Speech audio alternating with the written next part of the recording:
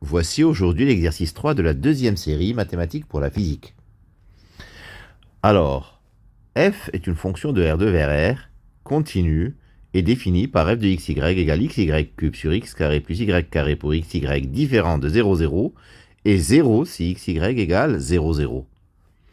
Donc cette fonction est de classe C1, on demande de calculer les dérivées partielles par rapport à x et par rapport à y de 0 en 0, 0.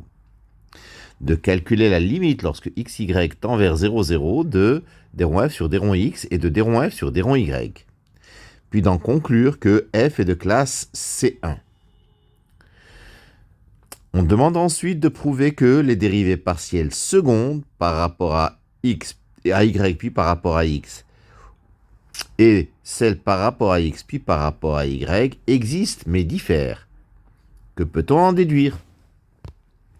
Alors, d rond f sur d rond x en 0, 0, c'est la limite lorsque x tend vers 0 de f de x0 moins f de 0, 0 sur x. C'est-à-dire limite quand x tend vers 0 de 0 moins 0 sur x, c'est-à-dire 0.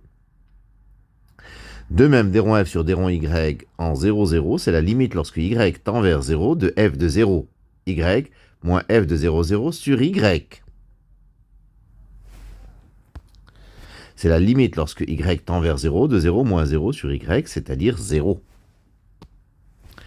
Petit b, d rond f sur d rond x de xy, c'est, on dérive, c'est un quotient, c'est u'v moins uv' sur v carré, c'est-à-dire y cube, facteur de x carré plus y carré, moins 2x carré y cube sur x carré plus y carré au carré. C'est-à-dire y5 moins x carré y cube sur x carré plus y carré au carré. La dérivée partielle par rapport à y vaut 3xy carré, facteur de x carré plus y carré, moins 2xy4 sur x carré plus y carré au carré. C'est-à-dire 3x cube y carré plus xy4 sur x carré plus y carré au carré. Alors, on cherche la limite lorsque xy tend vers 0, 0 de d rond f sur d rond x, et la limite lorsque xy tend vers 0, 0 de d rond f sur d rond y. Donc par passage en polaire, on pose x égale r cos θ, y égale r sin θ. Donc d rond f sur d rond x de xy, ça vaut r cube sinus cube θ, facteur de r carré, facteur de sin carré θ moins cos carré θ, le tout sur r4. C'est-à-dire r sin cube θ, facteur de sin carré θ moins cos carré θ.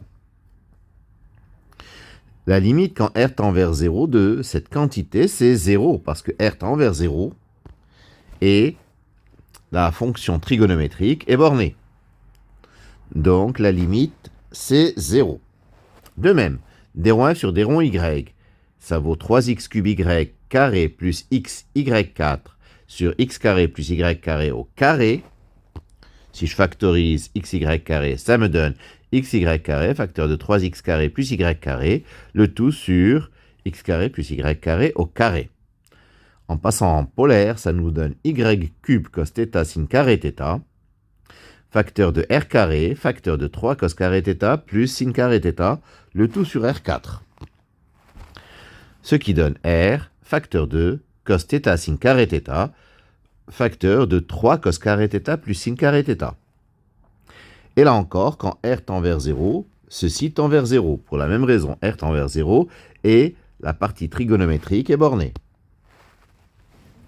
Alors, les dérivées partielles sont continues, donc f est de classe C1. Deuxième question, d2f sur dx dy en 0, 0.